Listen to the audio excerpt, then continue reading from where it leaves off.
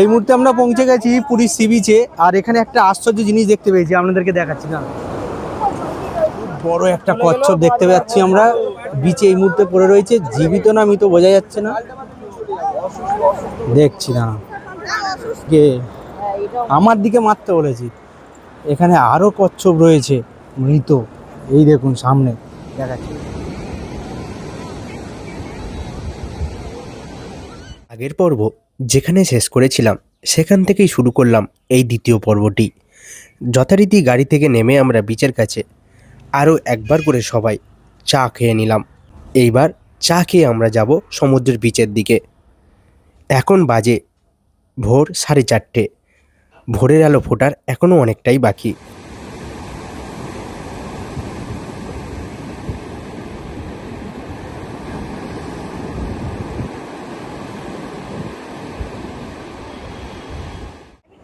এই মুহূর্তে আমরা পৌঁছে গেছি পুরীর সি বিচে। আর এখানে একটা আশ্চর্য জিনিস দেখতে পেয়েছি, আপনাদেরকে দেখাচ্ছি না। একটা কত বড় কচ্ছপ।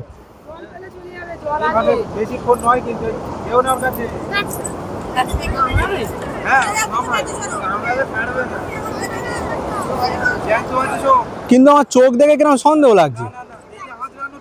হ্যাঁ হ্যাঁ হ্যাঁ, এই মুহূর্তে আমরা পুরীর বিচে এসেছি যে এখানে আমরা অপেক্ষা করে আজকে সূর্যোদয়টা দেখেই যাব, কিন্তু এমন দৃশ্য চোখে পড়বে ভাবতেও পারিনি। কচ্ছপটি জীবিত না মৃত সেই নিয়ে অনেকের মধ্যেই গণ্ডগোল বেঁধে যায়। আর যে মুহূর্তে আমি ব্যাকগ্রাউন্ডে কথা দিচ্ছি, অর্থাৎ আজকের তারিখ 27শে ফেব্রুয়ারি আর দুপুর 1:22 এই মুহূর্তে ঘটে যায় একটি ভূমিকম্প। তার প্রভাব এতটাই যে আমি বাড়ি ছেড়ে বাইরে বের হয়ে যাই। আর কলকাতার আশেপাশে যারাই আছেন তারা আশা করছি অনুভব করতে পেরেছেন। আর আমার অ্যান্ড্রয়েড ফোনে নোটিফিকেশান আসে রিক্টার স্কেলে এর মাত্রা 5। খুব বড় একটা কচ্ছপ দেখতে পাচ্ছি আমরা বিচে এই মুহূর্তে পড়ে রয়েছে, জীবিত না মৃত বোঝা যাচ্ছে না। দেখছি না কে আমার দিকে মারতে বলেছি। এখানে আরো কচ্ছপ রয়েছে মৃত, এই দেখুন সামনে দেখাচ্ছি। ওইদিকে টাইটটা ঠিক করেও তুমি মারছো না। কেটে দাও তুমি, কেটে দাও। হ্যাঁ, মুন্ডু কাটা। বিচে এসেছিলাম একটি নৈসর্গিক মুহূর্তের সাক্ষী থাকব বলে, কিন্তু প্রথমেই যা দেখলাম মন বিষণ্ণ হয়ে উঠল।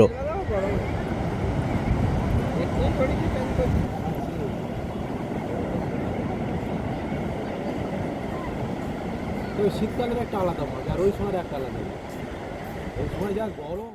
দিনের আলো ধীরে ধীরে ফুটতে শুরু করেছে, আর আমাদেরই মতো অনেক দর্শনার্থী এসে জড়ো হয়েছে সমুদ্রের তীরে। কেউ বা পাথর ভ্রমণে বের হয়েছে, কেউ বা আমাদেরই মতো সূর্যোদয় দেখবে বলে জড়ো হয়েছে, আবার কেউ কেউ ফটোগ্রাফিতে মজে রয়েছে। সব কিছু মিলেমিশে একটি শান্ত কোলাহলপূর্ণ নয় এমন একটি পরিবেশ সৃষ্টি হয়েছে। ধীরে ধীরে মানুষের সমাগম যখন বাড়তে থাকলো, তখন আমিও আমার ক্যামেরা সেটআপ শুরু করে দিলাম। বিচে এসে প্রথমেই যে ঘটনার সাক্ষী থেকেছিলাম সেই স্মৃতি ধীরে ধীরে চিত্রপট থেকে সরে যেতে থাকলো, এবং আমার সম্পূর্ণ ফোকাস শুধুমাত্র সূর্যোদয়ের প্রতি ধাবমান। কখন সূর্যদেব দর্শন দেবেন আর কখন আমি সেই মুহূর্ত ক্যামেরাবন্দি করব। কথিত আছে পুরীতে সূর্যোদয় দর্শন করলে জীবনের পাপ ক্ষয় হয়।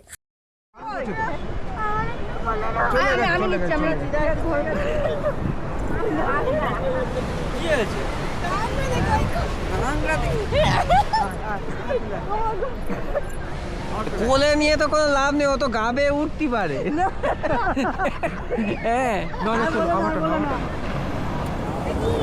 নমস্কার বন্ধুরা, আপনাদের সবাইকে স্বাগত জানাই spiritual journey with Som YouTube চ্যানেলে।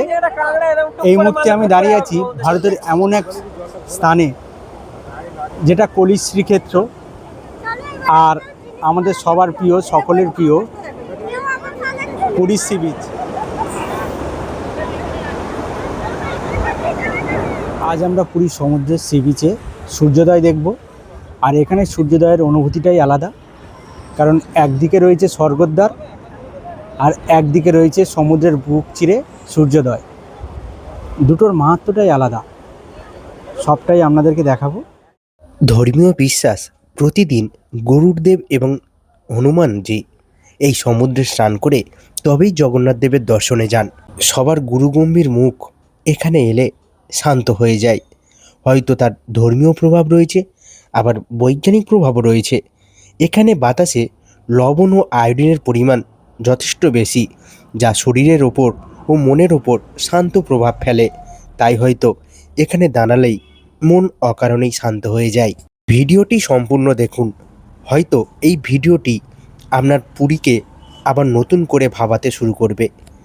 তাই বলছি, শেষ পর্যন্ত দেখুন, অনেক তথ্যবহুল হতে চলেছে এই ভিডিওটি। যেখানে সূর্যোদয় শুধু আলো নয়, একটা বিশেষ অনুভূতি। কারণ এখানে সূর্যোদয় মানে নতুন দিনের শুরু, সঙ্গে নতুন জীবনে। আর তার সঙ্গে এপারে দেখবেন, দেখাচ্ছি দাঁড়ান। এই হচ্ছে সূর্যোদয়, আপনারা দেখছেন। আর ঠিক এই পারে রয়েছে দেখুন স্বর্গদ্বার।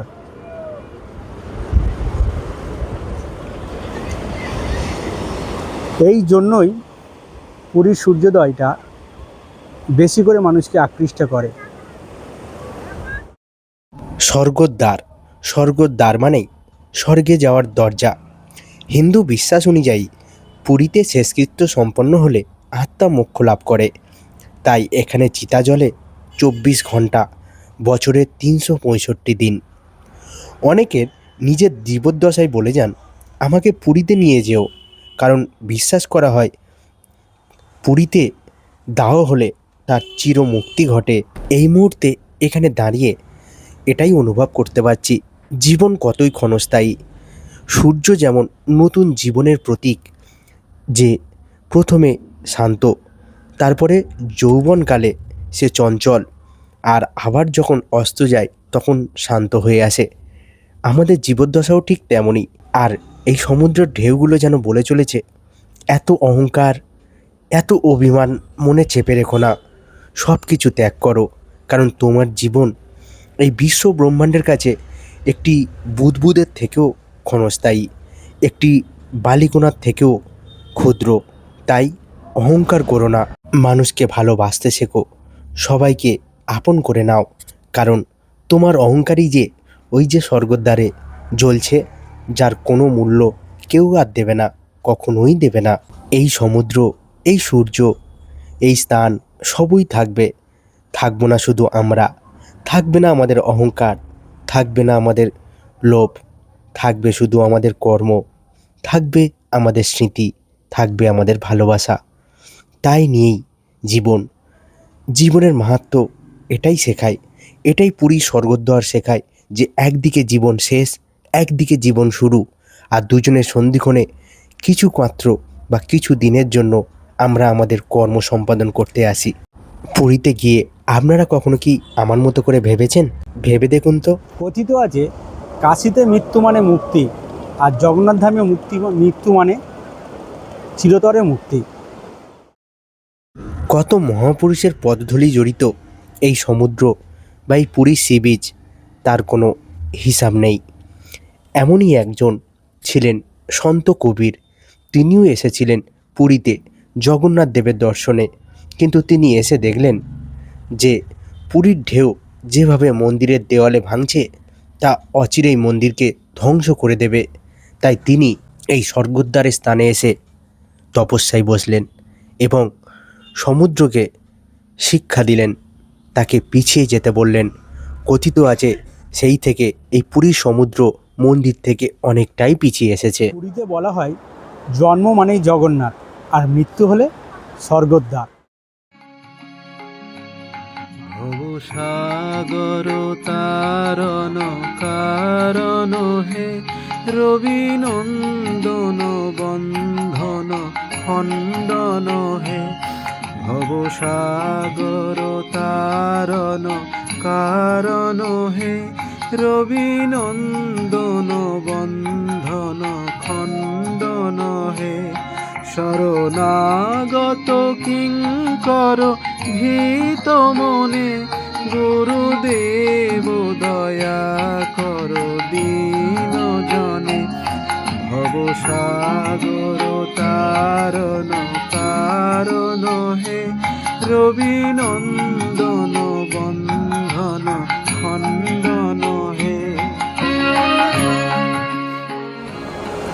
পুরীর স্বর্গদ্বারেরও একটা কিন্তু ইতিহাস রয়েছে।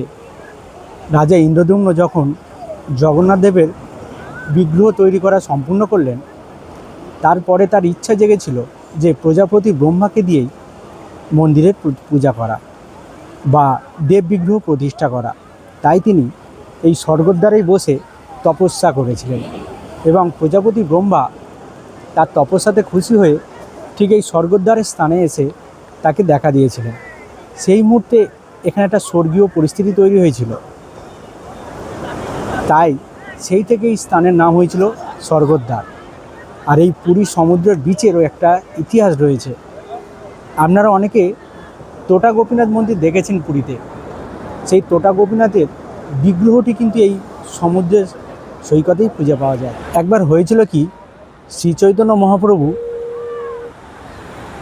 জগন্নাথ দেবের চিন্তাতে এতটাই মগ্ন ছিলেন বা প্রেমাবেশে এতটাই আবিষ্ট ছিলেন, তিনি এই সমুদ্র সৈকত বরাবর ছুটতে ছুটতে চলেন।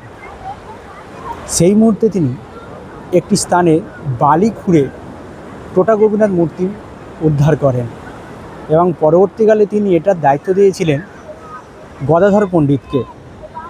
সেই বিগ্রহ এখনও তোটা গোপীনাথ মন্দিরে সুরক্ষিত রয়েছে, ওখানেই পূজা দেওয়া হয়। তবে এখন ওই মন্দিরে দুটি বিগ্রহ রয়েছে, পুরানোটা একটু বসা আর নতুনটা পুরোপুরি দাঁড়ানো।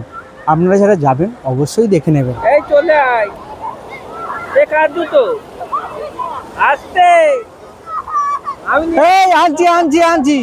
এই সব কিছুতে কাঁদে কাঁদিস কেন তুমি? ভয় পাচ্ছ কেন তুমি? চলে যায়, আরেকটা জুতো কেনা ছেড়ে দাও, ছেড়ে দে নে। আমার কোনো ভয় নেই। কাঁদছিস কেন বিট্টু মহারাজ? কাঁদছো কেন বলো, কি হয়েছে? তা যেত আবার নতুন জুতো কেনা হতো। আর আমরা হোটেলের দিকে যাব, চলো। আমাদের বারুইপুর। বেলা বেড়ে চলেছে, সেই সঙ্গে সূর্য তার লাল রং ছেড়ে এবার হলুদ রং ধারণ করছে। তাই আমরাও এবার যাব আমাদের নির্দিষ্ট যে ঘর ভাড়া করা রয়েছে সেই ঘরের দিকে। তাই এই ভিডিওটি এখানেই শেষ করলাম। আর সেই সঙ্গে এই ভিডিওটি কেমন লাগলো, এই অনুভূতি আপনাদের কেমন লাগলো অবশ্যই আমি জানতে চাই। পারলে একটি কমেন্ট করবেন, কারণ আপনাদের একটি কমেন্টই আমাকে আরও উৎসাহিত করবে এই ধরনের ভিডিও বানানোর জন্য। আর ব্যাকগ্রাউন্ডে যে গানটি শুনলেন সেই গানটি কেমন শুনলেন, কেমন লাগলো সেটিও জানাতে ভুলবেন না। তাহলে দেখা হচ্ছে আবার নতুন ভিডিওতে।